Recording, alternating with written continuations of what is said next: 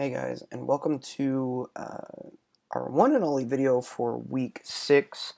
I would have done 2 videos and gone over not variable data types and things like that, but due to the issues that we ran into last week regarding no audio in video 2, I decided the easiest solution was to just do one video this week and let those of you guys that weren't able to work on the video or do module 5 because of the lack of audio until Friday morning,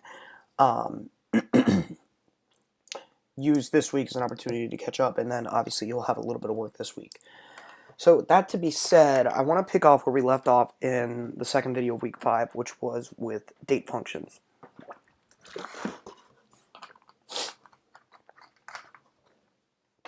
And date functions are just like string and numeric functions, right? The difference being, obviously, we're working with date variable types, or not date variable types, but with date and time data. I apologize, I'm still getting over my cold from last week, so please bear with me if I'm blowing my nose. But, so when we use these functions, it allows us to work with date pretty much out of the box, which is nice. And so, as with our other functions, there are a lot of different, date functions that we can use. And I'm going to go over all of the, I'm not going to go over all of them.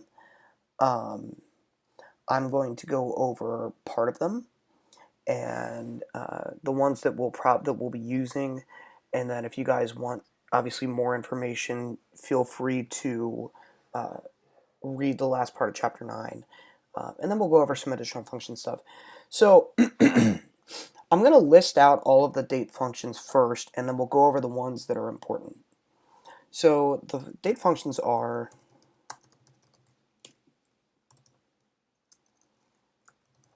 get date,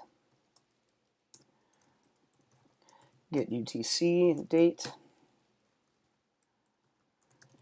sys date time, UTC, sys UTC date time, sys date time offset, day, month, year, date name, date part,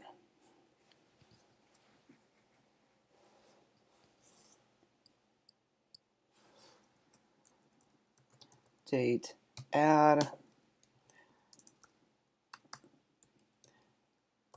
date diff, to date time offset,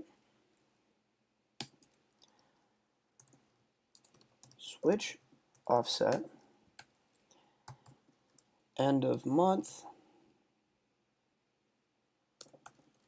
or EO month, date from parts is date. Okay, so we've got a pretty decent pretty decent selection of date functions, right? And so some of these we're not really going to get into, but for right now, let's focus on the important ones. So get date. This just returns the date time value for the current local date time based on the system's clock, or the system clock. See, so select star from select. Oh, first, and I'm going to give you guys some bad examples on how to use this. So, actually, let's see.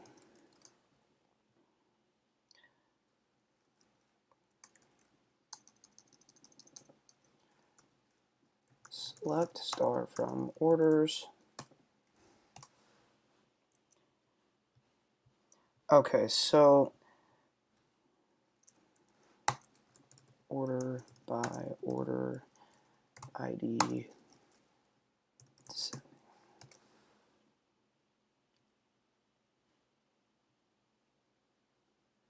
Okay, so let's so what is get date? So get date, like I said, gets us current date. So what I can do is I could say update orders set order date equal to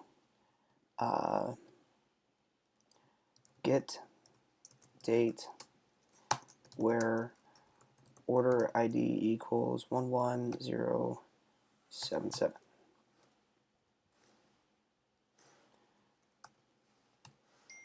So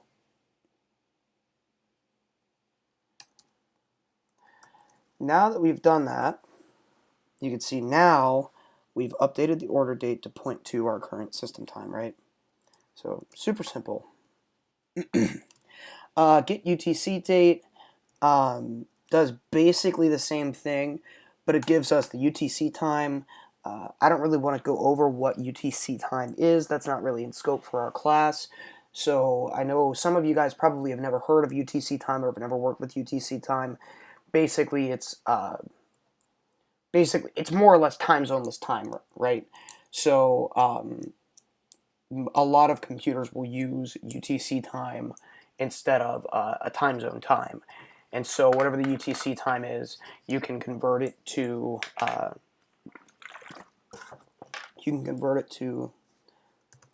Chrome.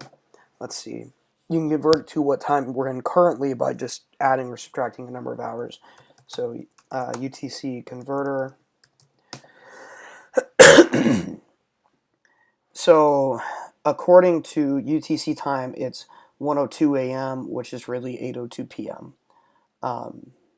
So we're not going to go over the UTC stuff simply because there's not a lot of I mean, there's value to it and there's not. Basically, yeah, I mean you guys get the gist of you guys get the gist of UTC and UT. So yeah, sysdate time returns a date time. Basically, sysdate time is returning the same as sysdate time. Basically, sysdate time is returning the same as basically it's returning exactly the same as get date. It's just returning a different type of date time value, right? Whoop.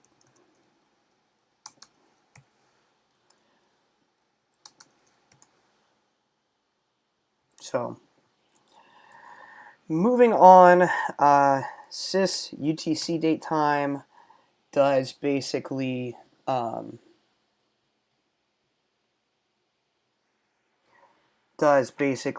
same thing but in UTC time. Sys date time offset covers basically sys date time offset will return a date time offset, which I'll go over next week when we get into data types,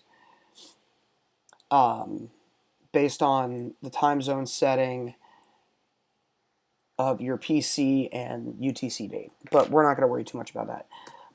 Day will give us the day of the month as an integer. And so if I say select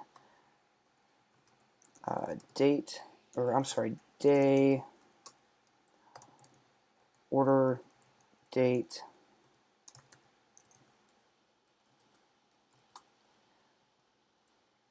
we'll say star, comma, day, order, date,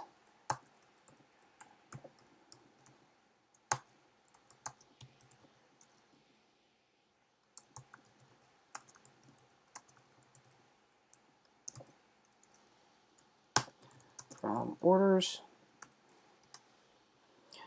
So if we scroll all the way to the side, you could see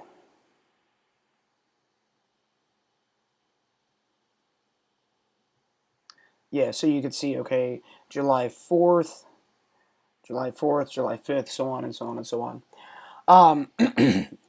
Month basically does the exact same thing, but it basically, so day returns the day of the month as an integer, month returns the month of the year as an integer.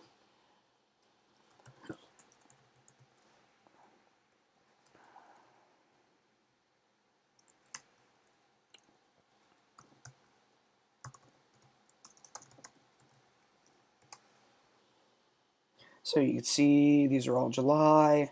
If we go over, it says July, or it says 7 for July. And then year, obviously, will just return the year as a 4-digit integer.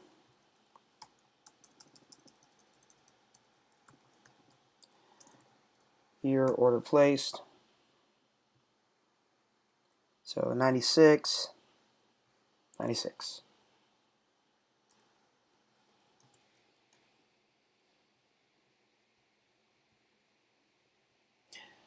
We're going to skip over date name, date part, date add, date diff,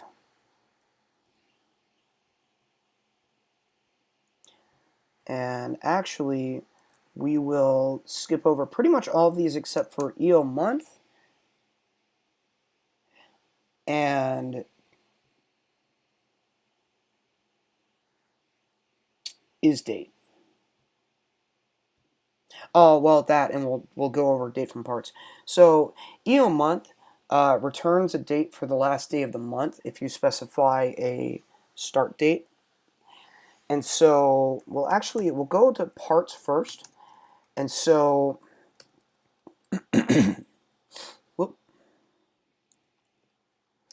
what we can do with date from parts is basically date from parts takes 3 arguments, month, year, and day. And if I say 2020, or if I'll say 2007, 12/31, select, or let's get our update order back here. In case you guys can't tell, I'm struggling a little bit. I hate working with dates. There's really 2 things in my career that I've hated, and that's working with dates and working with regex. If you guys haven't worked with regex, be prepared. It's miserable, and dates are the same way. So let's do this. Let's update our orders again to point to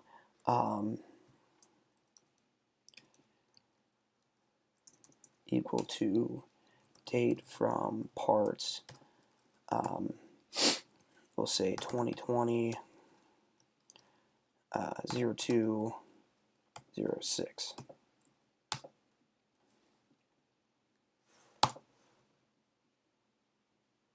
I screwed up. Whoops. Okay, so now if we do select star from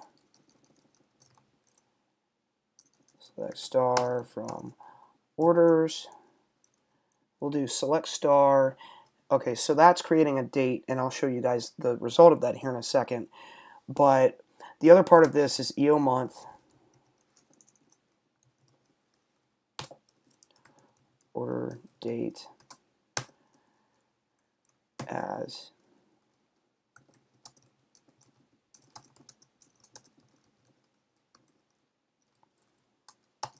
where order ID equals 11077. Okay, so you can see now I've created a date with arbitrary numbers. If we scroll down to last day of month, 2020 is a leap year. And it actually, I lied, it doesn't return an integer, I forgot, it returns just a date. So you could see, let's update this one more time just because I want to see 28 instead of 29. Say 2021.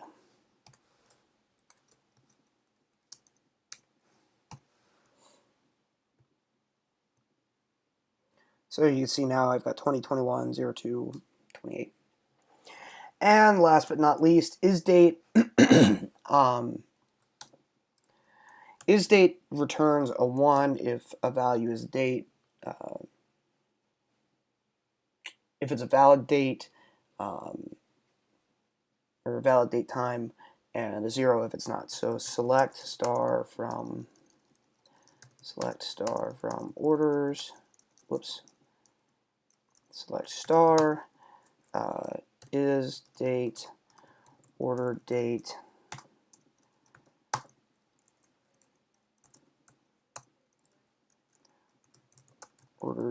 is valid from orders.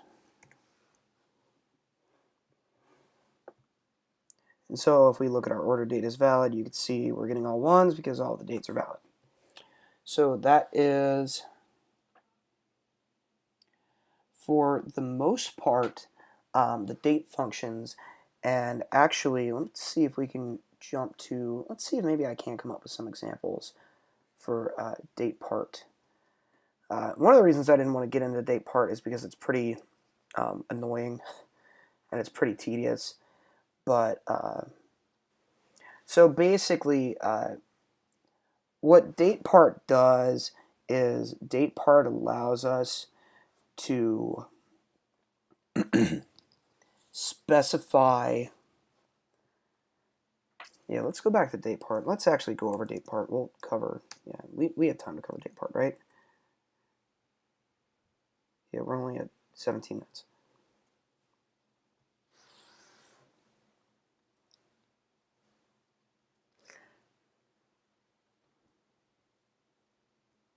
Yeah, so what date part does is it allows us to get back the part of a date specified by date part as an integer.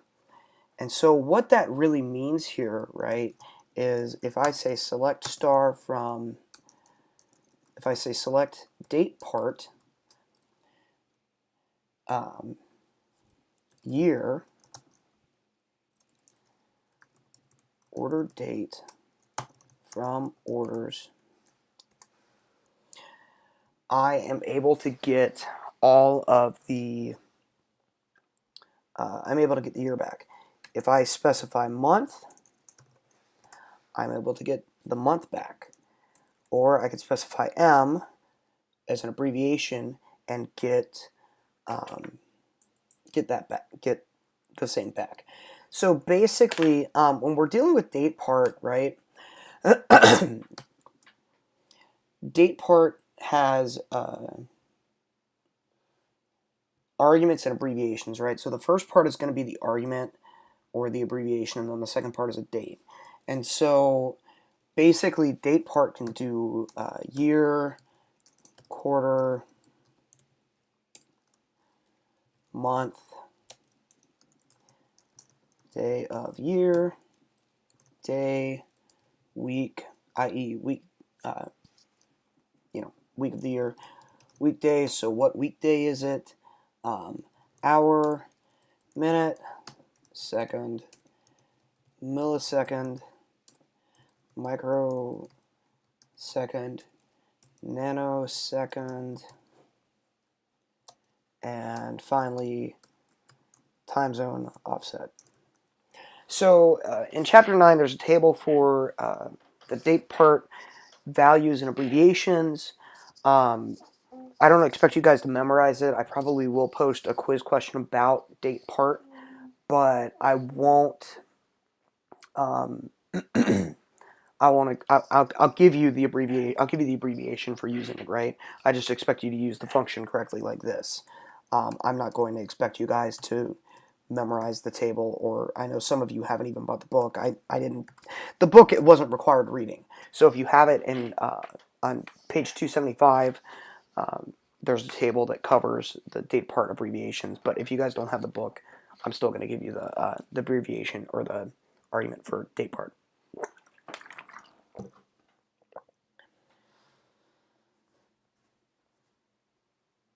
Is there?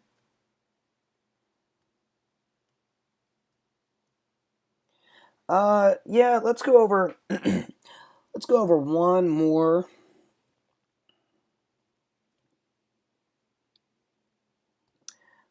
Actually, yeah, let's go over, now that I wasn't going to do date part, but since I did date part, let's go ahead and do date add and date diff. So date add is pretty self-explanatory, so date add is interesting. It allows us to return a date that results from adding the specified number of date part units to the date. Wow, that's a mouthful. What I mean by that is, so date add takes a date part, a number, and a date. And so if we recall from date part, this is just month, and then a number, which is how many months we want to add to it, so say 1, and then a date, order date. So if I say select star, and then we'll take our date add,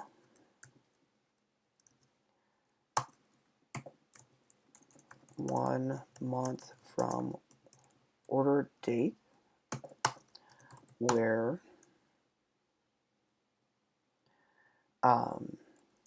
we'll just do select all, and I need to add a from clause from orders. Whoops, it looks like I've still got to select up here somewhere.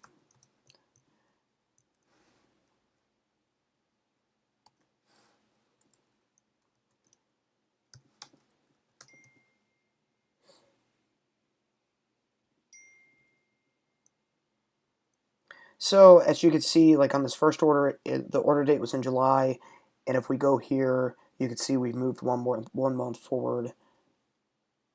Wow, that was bad. You can see I moved 1 month forward to August. These are all August because all the order dates are July. Okay, so now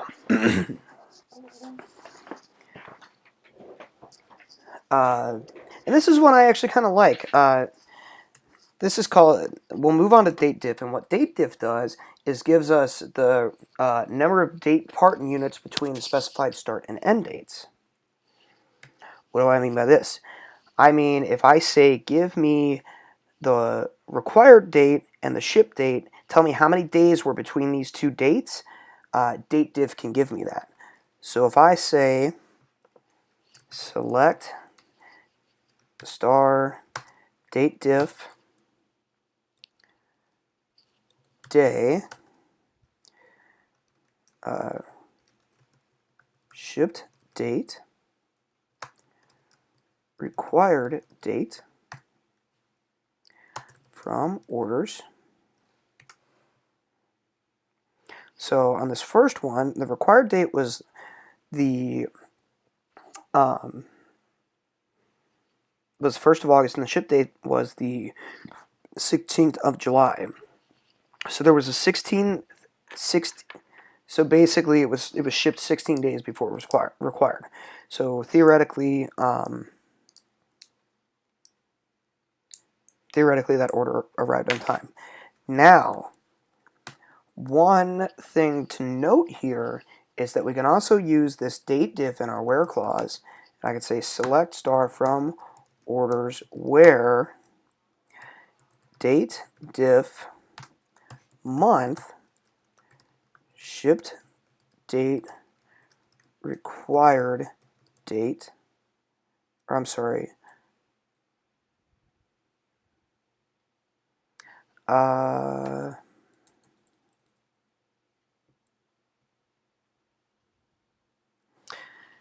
what's a good example of this?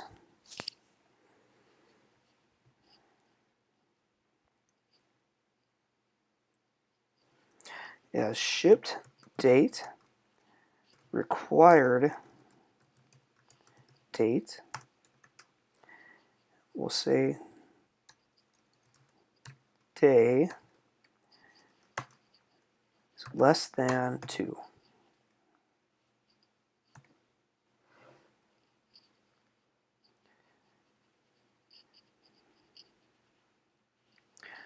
Okay, so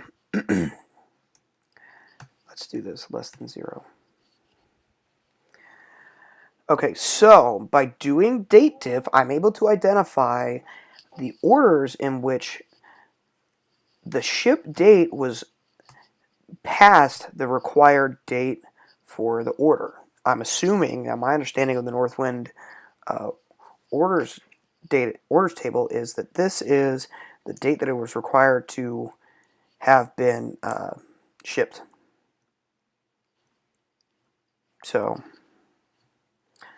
um, so that's DateDiff. And again, I don't expect you guys to remember the. I don't expect you guys to remember the date part arguments. I will either be posting a screenshot of that table, or I will be giving you the. I'll be giving you the abbreviation if you need it.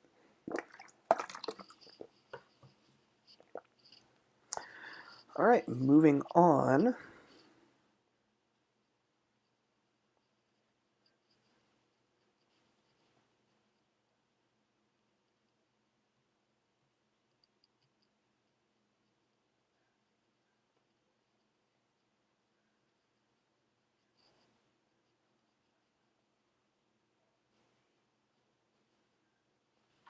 Okay, so another function I want to cover is the case function.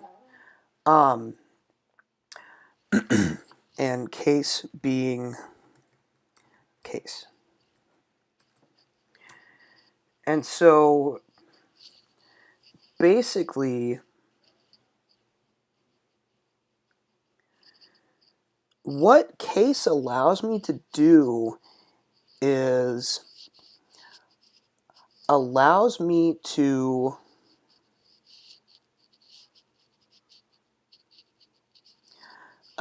basically do somewhat of a case switch in my output, right? And what I can do is I can say,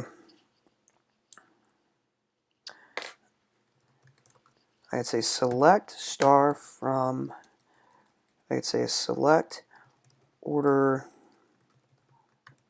ID, order date,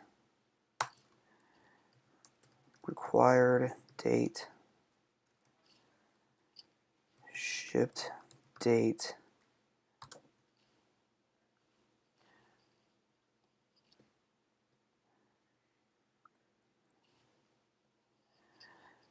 right? So I'm selecting my order ID, my order date, my required date, my ship date, and then I'm going to pull a similar function to what we had above for the date diff, right? As time delta. Now I'm going to say case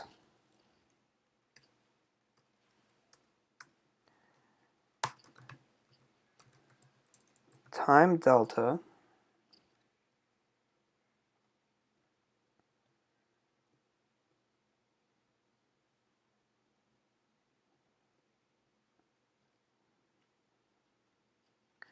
uh,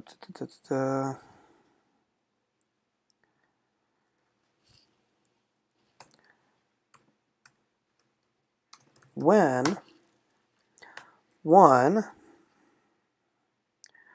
-1, then 1 day late, when -2, then 2 days late, when -3, then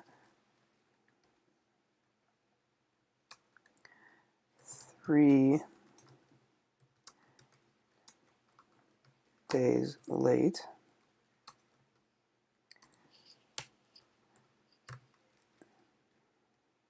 I could be typing this completely wrong too, and as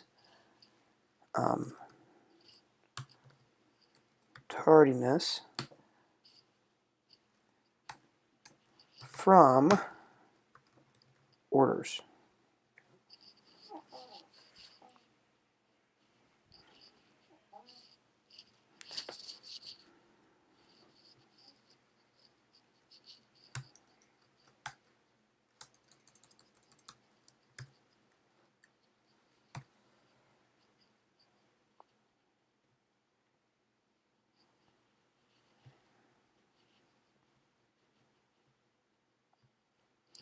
Let's do required date.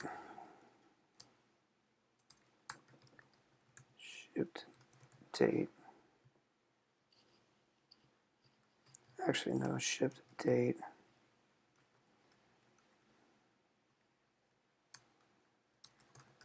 Required date.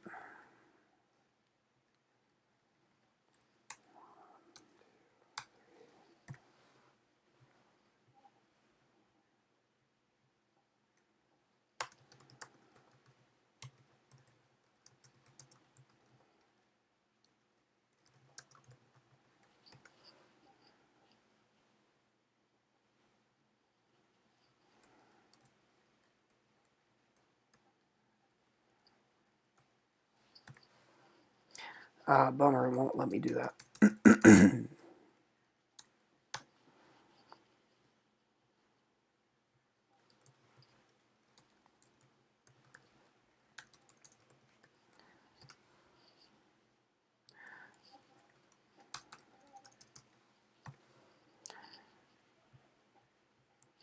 Okay, so what is case doing? So case is basically, I'm giving it an integer, and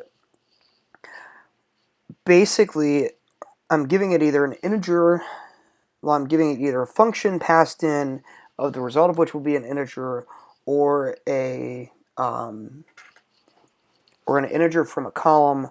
I could also do something like, whoops, order ID, or something like that. But basically what case does is it's like a case switch, and it says, okay, so when the output is this, then I'm going to, in a new column called tardiness, when the delta is 1, then in a new column called tardiness, output 1 day early. When it's 2, output 2 days early, and so on.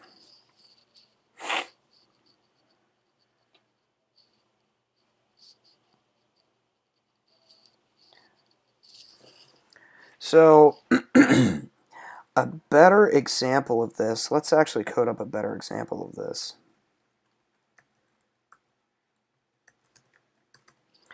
Let's do select star from products table. Whoop.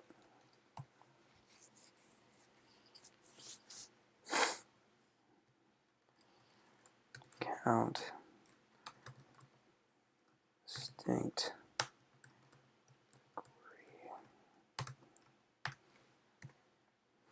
Okay, so there's 8 categories. All right, this is going to be a pain to type out, but we're going to do it. Select star from categories.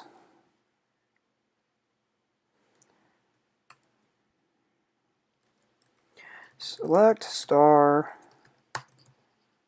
from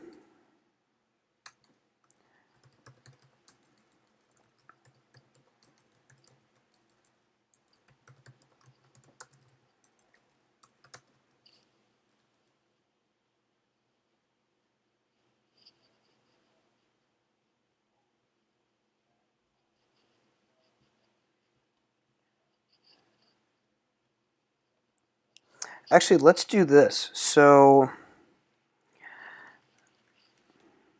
well, let me try one more thing here. Select product name, choose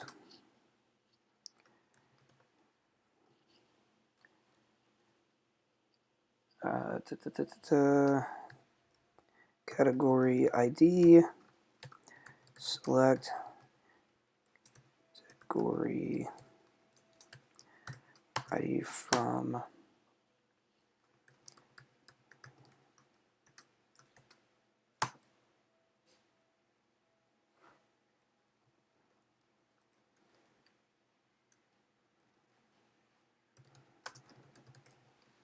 I don't know if it'll let me do that or not.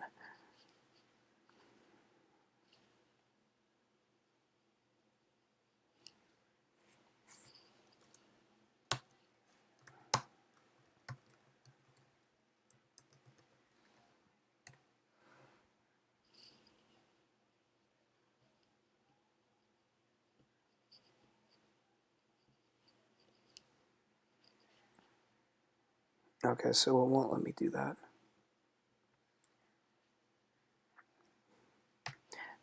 Actually, it probably will if I type it right.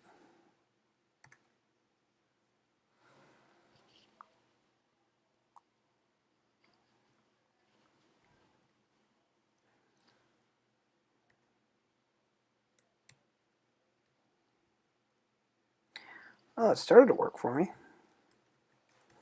Okay, so so we saw a case, and so case has to be hard-coded with specific cases, right? But what I can do is I can say,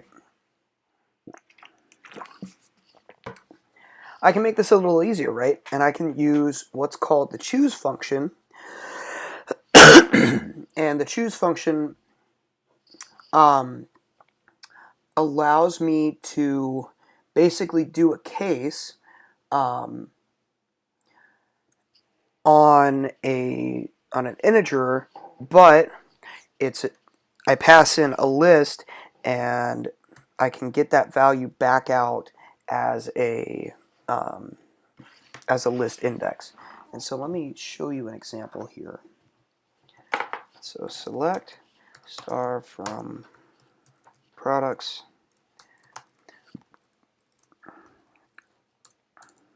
Select star from products, comma, choose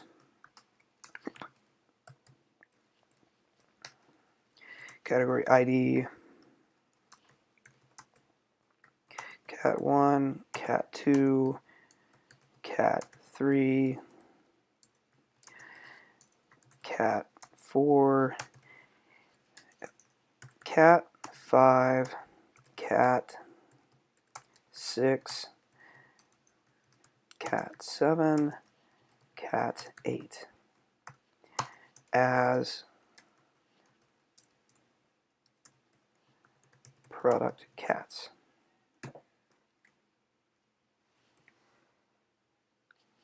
I forgot a colon. Bummer. Okay. So if we scroll all the way over, you could see now that, all right, so my category ID, in the case where category ID is 1, we get item from index 1. And so basically we can look at this as this. So we pass in a column and then a list, but we omit the parentheses. So you can see in the case where category ID is 1, we get index 1. Where category ID is 2, we get index 2. Where category ID is 7, we get index 7. So that is choose, and that's an alternative way to to use a case statement if our cases are going to be numbered 1 to X, right? So we would use the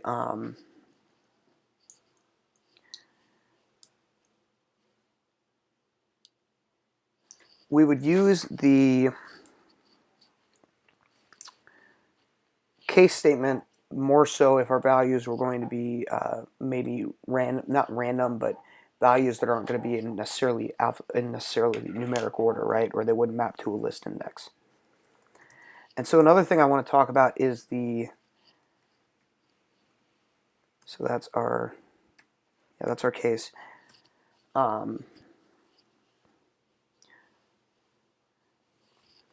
So the next thing I want to talk about is the IIF statement.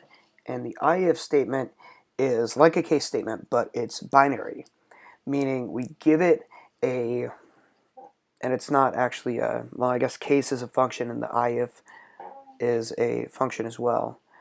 But basically, IIF is like a choose statement or like a case statement, but it's binary. And so what this means is I could say select IIF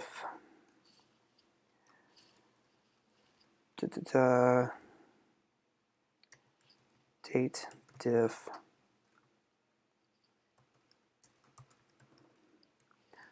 month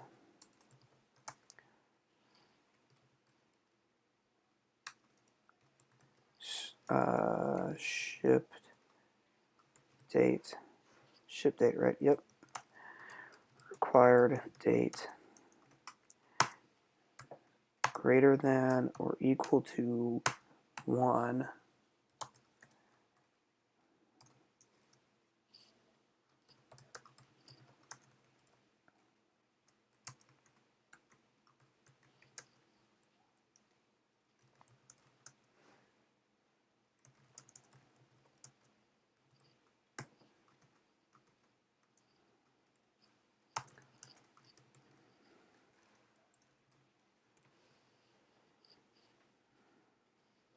And so what, select star, comma. And so basically what IIF does is IIF allows us to ship date, required date.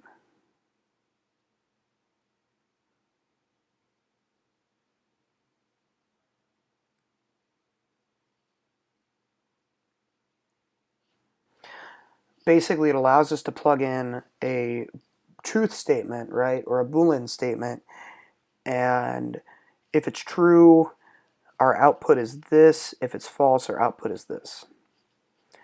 And so that's a way, kind of a way to do it. If this, then output that functionality.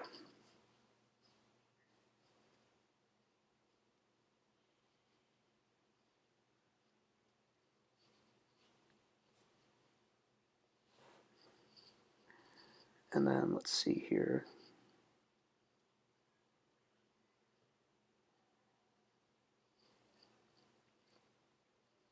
And then we could go over ranking and grouping functions.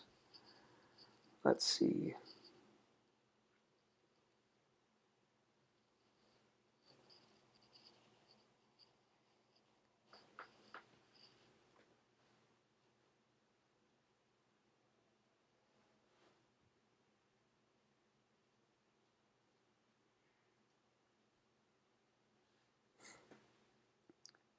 And then we can go.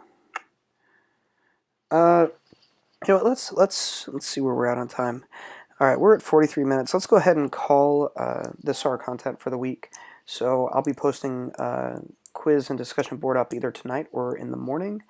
So just make sure that you do the quiz and discussion board, and then make sure you catch up from last week if you haven't already. As always, reach out if you have any questions.